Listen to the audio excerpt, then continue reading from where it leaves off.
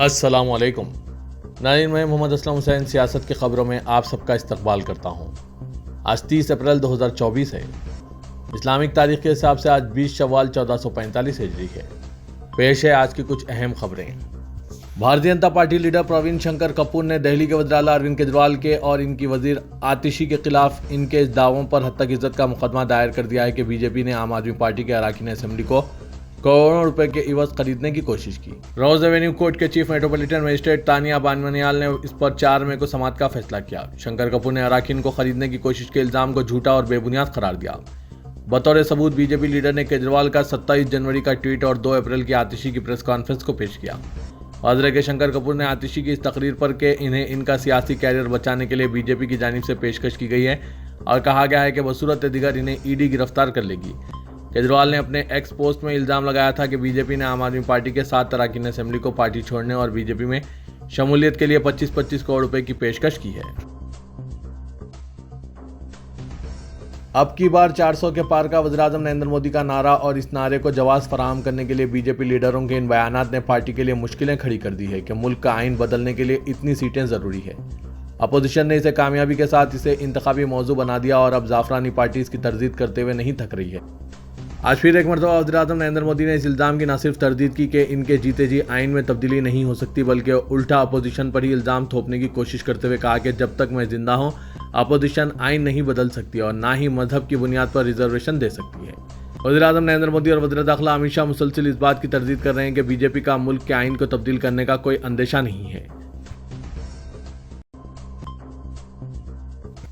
इंतखाबी ज़ाब्ता अखलाक की खिलाफ वर्जी और मजहब के नाम पर वोट मांगने की पादाश में वज़ीर-ए-आज़म नरेंद्र मोदी को नाअहल करार देने और इनके इलेक्शन लड़ने पर 6 साल की पाबंदी लगाने के लिए दाखिल की गई पिटीशन को दिल्ली हाई कोर्ट ने मुस्तरद कर दिया। जस्टिस सचिन दत्ता के मुताबिक पिटीशन इफादियत से आ रही और कई लिहाज से नाक़िस सोच और गलतफहमी पर मबनी है। अर्जी गुजार आनंद एस जोंधाले जो पेशे से वकील हैं, उन्होंने कोर्ट से अपील की थी कि मोदी भगवान और इबादत गाहों के नाम पर वोट मांग रहे हैं, जो इंतखाबी ज़ाब्ता अखलाक की खिलाफ वर्जी है। उन्होंने निशानदेही की कि वज़ीर-ए-आज़म ताज़रात हिंद और अवामी नुमाइंदगी एक्ट के तहत भी जराइम के इर्तिकाब कर रहे हैं। उन्होंने पीलीभीत में वज़ीर-ए-आज़म की तकरीर का हवाला भी दिया, मगर अर्जी को खारिज करते हुए हाई कोर्ट ने कहा कि वो इलेक्शन कमीशन को किसी खास अंदाज में काम करने की हिदायत नहीं दे सकता।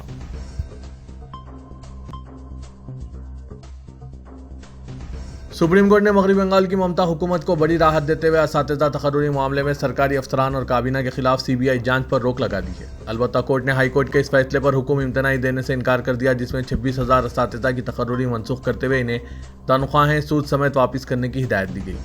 Chief justice D.Y.. Chandrachud, justice Pardiwala और जस्टिस मनोज मिश्रा की बेंच ने हाई कोर्ट के पूरे फैसले पर रोक लगाने से इनकार करते हुए कहा कि हम इस हिदायत पर रोक लगाते हैं जिसमें कहा गया है कि सीबीआई अफसरान और रियासती हुकूमत के खिलाफ मजीद जांच करेगी। स्कूल सर्विस कमीशन के वकील राकेश देवदी ने अदालत में सवाल उठाया और कहा कि 5,000 अफराद को गैर कानूनी तौर पर भर्ती करने का मामला है, मगर 33,000 ऐसे असातिज़ा की तकर्रुरी मनसूख की गई है जिनके खिलाफ कोई शिकायत नहीं है।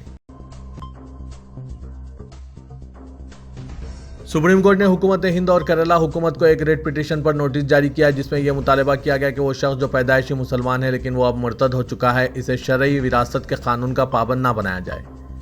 ये दरख्वास्त केरला के मुर्तद खातून सफिया पीएम ने दायर की है। इसने शरई कानून विरासत की दफात को चैलेंज करते हुए कहा है कि वो अब मुसलमान नहीं है और इसलिए इस पर मुस्लिम पर्सनल लॉ के बजाय हिंदुस्तानी कानून विरासत एक्ट 1925 का इतलाक होना चाहिए। दरख्वास्त गुजार खातून मजहब तब्दील करके हिंदू बनने वाले तंजीम की चेयरपर्सन है।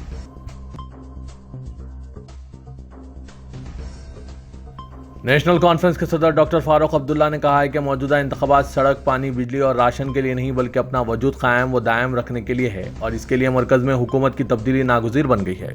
उन्होंने कहा कि अगर इस इलेक्शन में मौजूदा हुक्मरानों को शिकस्त नहीं मिली तो मुस्तकबिल में अक़लियतों खुसूसन मुसलमानों को मज़ीद मुश्किलात और मसाइब का सामना करना पड़ेगा। इन बातों का इज़हार फारूक अब्दुल्ला ने श्रीनगर में इंतखाबी जलसे से खिताब करते हुए किया। डॉक्टर फारूक अब्दुल्ला ने कहा कि दिल्ली के सख्तगिर हुक्मरान सिर्फ और सिर्फ मुल्क में कमल का फूल और वाहिद एक रंग देखना चाहते हैं, जो हिंदुस्तान की जमहूरियत के उसूलों के मुनाफी और आइन के लिए कत्ल है। ये लोग मुल्क के आइन को मलियामिट और तहस नहस करने पर मुकम्मल तौर पर तुले हुए हैं। इसके पेश नज़र मुल्क के अवाम को कमरबस्ता होना चाहिए, वरना मुल्क के इत्तेहाद और आज़ादी को पारा पारा होने का एहतमाल और अंदेशा है। उन्होंने कहा कि आज का इलेक्शन अपने वजूद को कायम रखने का, खुसूसन अपनी रियासत की सदियों की वहदत, शिनाख्त और इनफरादियत कायम रखने का सवाल है। हरियाणा में लोकसभा इंतखाबी मुहिम जोरों पर है। इस दौरान एक बार फिर ईडी की टीम ने साबिक भारतीय जनता पार्टी लीडर मनोज वधवा के घर पर दस्तक दी है। वाजरे के 13 दिन पहले मनोज वधवा ने बीजेपी से इस्तीफा दे दिया था। मौसूला इत्तला के मुताबिक ईडी की टीम सेक्टर 32 में वाक़ई इनकी फैक्ट्री पहुंच गई, जहां वो घर वालों से बात कर रही है। टीम तकरीबन 1 घंटा यहां रही और फिर वहां से चली गई। बताया जा रहा है कि टीम कुछ नोटिस देने पहुंची थी। गौरतलब है कि 4 माह कबल भी ईडी की टीम ने इनकी रिहायशगाह सेक्टर 13 और सेक्टर 32 में दस्तावेजात की तलाशी ली थी। बीजेपी से इस्तीफा देने के बाद ये कयासाराइयां की जा रही थी कि मनोज वधवा कांग्रेस में शामिल हो जाएंगे और वो नायब सैनी के खिलाफ असेंबली ज़मीनी इंतखाब लड़ सकते हैं। जब मनोज ने वधवा से ईडी के आने की वजह पूछी तो उन्होंने कहा कि मैं आज बाहर था और मुझे नहीं मालूम कि कोई टीम आई है या नहीं। जब मैं घर जाऊंगा तो देखूंगा कि मामला क्या था और अगर कोई नोटिस है तो क्या है। मैं तहकीकात में हर मुमकिन ताउन करूंगा। वाज़ेह के मनोज वधवा जब भारतीय जनता पार्टी में थे तब इन्हें ईडी और सीबीआई से पूछगुछ की कोई ज़रूरत नहीं थी, लेकिन अब उन्होंने भारतीय जनता पार्टी से इस्तीफा दे दिया, जिसके बाद इनके घर पर ईडी के छापे पड़ रहे हैं। इससे साफ जाहिर हो रहा है कि जो भारतीय जनता पार्टी का नहीं वो कहीं का नहीं। नाज़रीन, इस पर आपकी क्या राय है, कमेंट के जरिए जरूर बताइएगा।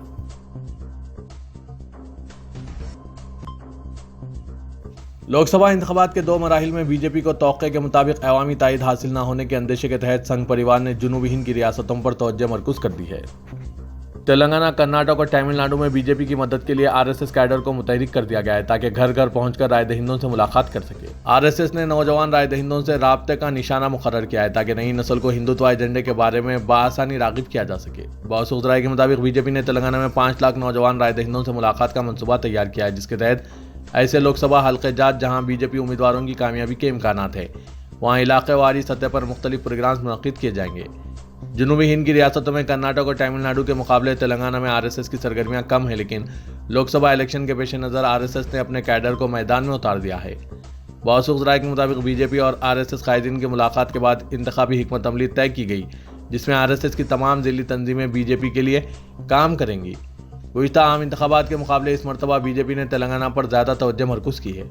ज़राए के मुताबिक बीजेपी ने सिकंदराबाद, करीमनगर, मेदक, ज़हीराबाद, मलकाजगिरी और महबूबनगर हल्के जात में बड़े पैमाने पर अवामी राब्ता मुहिम का मनसूबा तैयार किया है।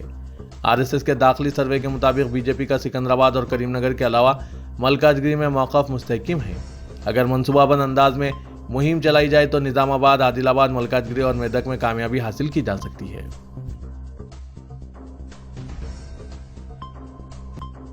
तेलंगाना के वज़ीर आला रेवंत रेड्डी ने कहा कि वो दिल्ली पुलिस की नोटिस से डरने और घबराने वाले नहीं है, बल्कि जवाब देना जानते हैं। अमित शाह के फर्जी वीडियो मुकदमे में दिल्ली पुलिस से इन्हें नोटिस पर तबसरे में रेवंत रेड्डी ने इल्जाम आयद किया कि इंतखाबात में कामयाबी हासिल करने मोदी दिल्ली पुलिस का इस्तेमाल कर रही है। कर्नाटक सेना में इंतखाबी रैली से खिताब में रेवंत रेड्डी ने कहा कि वज़ीर आज़म नरेंद्र मोदी और अमित शाह इलेक्शन जीतने अब तक ईडी, सीबीआई और इनकम टैक्स का इस्तेमाल कर रहे थे, लेकिन अब दिल्ली पुलिस का इस्तेमाल किया जा रहा है। रेवंत रेड्डी ने कहा कि सोशल मीडिया में किसी ने पोस्ट किया, लेकिन कांग्रेस के सदर की हैसियत से इन्हें नोटिस देने दिल्ली पुलिस हैदराबाद के गांधी भवन पहुंच चुकी है। उन्होंने कहा कि ईडी, इनकम टैक्स और सीबीआई के बाद अब दिल्ली पुलिस का इलेक्शन जीतने के लिए इस्तेमाल किया जा रहा है। रेवंत रेड्डी ने कहा कि यहाँ कोई डरने और घबराने वाले नहीं है, बल्कि हम जवाब देना अच्छी तरह जानते हैं। पुराने शहर हैदराबाद में यकूम मई को मरकजी वज़ीर दाखिला अमित शाह के दौरे के बाद पुराने शहर में सियासी गर्मी में शिद्दत पैदा होने का इम्कान है और कहा जा रहा है कि अमित शाह अपने दौरे हैदराबाद के मौके पर पुराने शहर का भी दौरा करेंगे और इस दौरे में वो हल्के हैदराबाद से बीजेपी उम्मीदवार माधवी लता के हक में इंतखाबी मुहिम चलाने के अलावा बीजेपी कायदीन से मुलाकात करके इन्हें माधवी लता की इंतखाबी मुहिम में शामिल रहने और बेहतर अंदाज में काम करने की ताकीद करेंगे। हैदराबाद से रुकने पार्लियामेंट असदुद्दीन ओवैसी के खिलाफ मुकाबला कर रही माधवी लता को तेलंगाना भारतीय जनता पार्टी बिलखुसूस शहर के बीजेपी कायदीन की कोई तायद व हिमायत हासिल नहीं हो रही है और ना ही इनके साथ हल्के हैदराबाद के हुदूद में वाहिद रुकने असेंबली गोशा महल राजा सिंह इंतखाबी मुहिम का हिस्सा बन रहे हैं। इसके अलावा माधवी लता को गुज़िश्ता असेंबली इंतखाबात में हिस्सा लेने वाले उम्मीदवारों की तायद हासिल नहीं है और न गुज़िश्ता पार्लियामानी इंतखाबात में हिस्सा लेने वाले डॉक्टर भगवंत राव इनके साथ इंतखाबी मुहिम में नजर आ रहे हैं। अमित शाह के यकूम मई को मुजव्विदा दौरे हैदराबाद के दौरान होने वाले इजलास के सिलसिले में कहा जा रहा है कि भारतीय जनता पार्टी के सरकर्दा कायदीन लोकसभा हैदराबाद के मुतालिक अपनी हिकमत अमली तैयार करते हुए इंतखाबी मुहिम में शिद्दत पैदा करने की मनसूबाबंदी कर रहे हैं, जबकि पार्टी कायदीन जो माधवी लता को टिकट दिए जाने के मुखालिफ हैं वो अमित शाह के दौरे से भी खुद को दूर रखने के मुतालिक गौर कर रहे हैं। बीआरएस के सरबराह के चंद्रशेखर राव ने कहा कि मरकज में बीजेपी इख्तिदार से महरूम हो जाएगी। अब की बार 400 पार का नारा दे रही मगर 370 नशिस्तों पर बीजेपी को शिकस्त हो जाएगी। तेलंगाना में बीआरएस 12 हल्कों पर कामयाबी हासिल करेगी। खम्भों में रोड शो के दौरान कॉर्नर मीटिंग से खिताब करते हुए केसीआर ने इन ख्यालात का इजहार किया। केसीआर ने कहा कि वज़ीर-ए-आज़म नरेंद्र मोदी मुल्क में अवामी ताईद से महरूम हो गए हैं। 2 मरहलों की रायदही में इन्हें इसका अंदाजा हो गया है, इसलिए मजहबी जज्बात को मुश्तइल कर रहे हैं। जनाब आमिर अली खान न्यूज़ एडिटर सियासत के दौरे निर्मल के मौके पर निर्मल की मारूफ शख्सियत मुफ्ती इलियास अहमद हामिद कासमी जो रियासती हज कमेटी के रुकन भी है, निर्मल के मुकामी दफ्तर सियासत में आमिर अली खान साहब से रियासत और मुल्क के मौजूदा हालात पर तफसीली तबादला ख्याल करते हुए तवज्जो दिलाई कि आज उर्दू के फ़रोग़ और तालीमी मैदान में अखबार सियासत की खिदमात को फरामोश नहीं किया जा सकता। लेकिन अब चूँकि कांग्रेस इक़्तिदार में आ चुकी है और आमिर अली साहब आपके बहुत गहरे रवाबित वज़ीर आला रेवंत रेड्डी से है, इसलिए मिल्लत के लिए आप और भी ज़्यादा खिदमात अंजाम दे सकते हैं। बिलखुसूस DSC के ज़रिए स्कूल्स में असातिज़ा की जायदादों पर तकर्रुर का मामला, कॉलेजेस में लेक्चरार के तकर्रुरात और भी कई, जिसके बारे में आप खुद अच्छा जानते हैं। क्योंकि मुल्क के हालात बहुत ज़्यादा नाजुक हो गए हैं। फ़िलहाल मैं अपनी जिम्मेदारियों को महसूस करते हुए मुल्क के आइन का तहफ़्फ़ुज़ करने मुत्तहिद होने की ज़रूरत है। मुल्क के जलील क़दर ओहदे पर फ़ायज़ वज़ीर-ए-आज़म मुसलमानों के ताल्लुक़ से जो जहर उगल रहे हैं, इनकी तकरीर ने वाज़ेह कर दिया है कि वो फिर एक बार वज़ीर-ए-आज़म बनकर मुल्क का नक्शा बदलने की मनसूबाबंदी की कोशिश में मसरूफ़ हैं। ताहम हिंदुस्तान में हिंदुस्तानियों की अक्सरियत सेकुलरिज़म पर यकीन रखने वाली है। उन्होंने आमिर अली खान साहब से कहा कि आप अपने अखबार के ज़रिए अवाम में शऊर बेदार करने ठोस इक़दामात करें। रियासत तेलंगाना के तमाम तबक़ात इस बात को तस्लीम भी करते हैं और हकीकत भी यही है कि 10 साल BRS की हुक्मरानी और इसकी मनमानी वादों से इनहराफ करने वाली हुकूमत के खिलाफ जनाब आमिर अली खान ने 12% तहफ़्फ़ुज़ात को लेकर रियासत के तमाम अजला में मिल्लत के कास की खातिर तहरीक चलाई। फिर कांग्रेस को इक़्तिदार में लाने में अखबार सियासत का भी अहम किरदार रहा है। सदर कुल हिंद मजलिस इत्तेहादुल मुस्लिमीन और रुकन पार्लियामेंट हैदराबाद असदुद्दीन ओवैसी ने कहा कि नरेंद्र मोदी ने गुज़िश्ता 10 सालों के दौरान इस मुल्क में सिर्फ अपनी इनफरादी शख्सियत को फ़रोग़ दिया। उन्होंने यह पैगाम दिया कि सिर्फ एक ही शख्स इस मुल्क को चलाने के लिए काफ़ी है। एक ही आइडियोलॉजी, एक ही मजहब, एक ही ज़बान, एक ही इलेक्शन और एक ही टैक्स होगा। ये मुल्क की जमहूरियत के लिए ख़तरनाक है। इसके नतीजे में मुल्क की मईशत तबाह होगी। असदुद्दीन ओवैसी ने कहा कि नरेंद्र मोदी ने अक़लियतों के बारे में अक्सरियत में नफरत पैदा कर दी, नौजवानों का मुक़द्दर बेरोज़गारी बना दिया, महंगाई आसमान को छू गई, तनख्वाहें कम हो चुकी है। इस तरह से मुल्क नहीं चलाया जा सकता। इसलिए ज़रूरी है कि 13 मई को इन तमाम चीज़ों के खिलाफ अपने वोट का इस्तेमाल करें। अगर रायदही के दिन वोट नहीं देंगे तो यह पैगाम जाएगा कि फ़िरका परस्तों का साथ दिया जा रहा है। अगर मुत्तहिदा तौर पर वोट का इस्तेमाल करेंगे तो फ़िरका परस्ती के खिलाफ वोट होगा। वोट एक अमानत है, इस अमानत में ख़यानत ना की जाए। Telangana state development planning society ने रियासत के मुख्तलिफ इलाकों के लिए रेड वार्निंग जारी करते हुए पेशकशी की है कि मंगल और चारशुम्बे के दरमियान 48 घंटों में आज़म तरीन दर्जा हरारत 47 डिग्री सेल्सियस पहुंच सकता है। इनमें जगतियाल पे दपली, मंचरियाल, कुमरम भीम, आसिफाबाद, सूर्यापेट, नलगुंदा, खम्मम, महबूबाबाद, भद्राद्री, कुत्तागुड़म, जोगला, गढ़वाल, वनपर्ती, नागर कर्नूल के इलाके शामिल हैं। हैदराबाद में आज आज़म तरीन दर्जा हरारत 42 डिग्री सेल्सियस तक पहुँच गया। इम्कान है कि आने वाले दिनों में दिन के दर्जा हरारत में मज़ीद इजाफा हो सकता है। हैदराबाद के शेखपेट में 43 degree Celsius, KPHB, Rajendra Nagar और अत्तापुर में हर जगह ज़्यादा से ज़्यादा दर्जा हरारत 43 डिग्री सेल्सियस रिकॉर्ड किया गया। महकमा मौसमियात ने कहा कि इस तरह की सूरत हाल आज आदिलाबाद, आसिफाबाद, मंचरियाल, निर्मल, पेद्दापल्ली, खम्मम, नलगुंडा और सूर्यापेट में रह सकती है। 30 अप्रैल तक 4 में मौसम के खुश्क रहने का इम्कान है। इदारे सियासत के महबूब हुसैन जिगर कैरियर गाइडेंस सेंटर वाक़े एहाते दफ्तर सियासत एबिट्स में कंप्यूटर के प्रोफेशनल कोर्सेज का इनेकाद अमल में लाया जा रहा है, जिसमें पाइथन वेब डेवलपमेंट का आगाज़ किया जा रहा है। पाइथन वेब डेवलपमेंट में HTML, MySQL, CSS, JavaScript, Django, Python वगैरह कराया जा रहा है। माहिर असातिज़ा की निगरानी में 45 दिन का ये कोर्स चलाया जा रहा है, जिसका आगाज़ आज एहाते दफ्तर सियासत एबिट्स में महबूब हुसैन जिगर कैरियर गाइडेंस सेंटर पर शाम 7:30 बजे से अमल में लाया जा रहा है। ख्वाहिशमंद उम्मीदवार इस ज़रीन मौके से इस्तेफ़ादा हासिल करें, क्योंकि दुनिया के मुख्तलिफ मुल्कों में पाइथन की मांग में इजाफा हो गया है और हर सतह पर, जैसा कि आर्टिफिशियल इंटेलिजेंस, इसमें भी पाइथन का इस्तेमाल होता है। इसीलिए पाइथन की मांग में इजाफा हो गया है। वालिदैन व सरपरस्तों को चाहिए कि अपने नौनिहालों को इस जानिब तवज्जो दिलाएं और इन्हें इदारे सियासत की जानिब से चलाए जा रहे इन कोर्सेस में दाखिला दिलाएं। मज़ीद तफसीलात के लिए इन फ़ोन नंबरात पर रब्त पैदा करें। 9000191481, 9393876978। आज मंगल की शाम 7:30 बजे से इस कोर्स के लिए नए बैच का आगाज़ अमल में लाया जा रहा है।